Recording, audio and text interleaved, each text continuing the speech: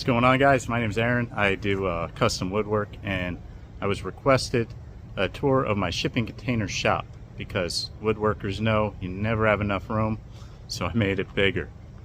Let's go take a look.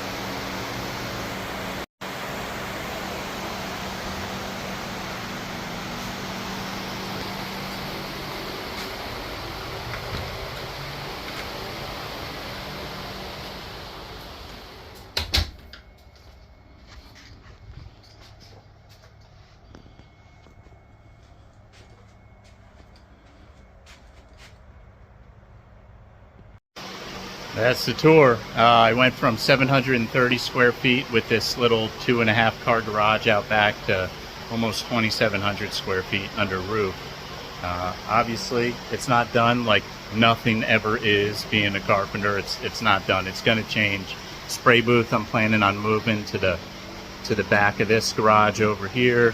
I'm going to open up the shipping container behind me, just like I did over here and over here. Open it all up for some more room. And I don't know if you guys got any questions, feel free.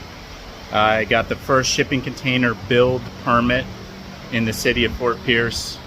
The roof is engineered for 160 mile-per-hour winds, which is code out here for hurricanes. And shipping containers were a couple $1,000 a piece delivered. Poured a slab in the middle. The roof came from a truss kit for a pole barn that I retrofitted to add on top of the shipping containers.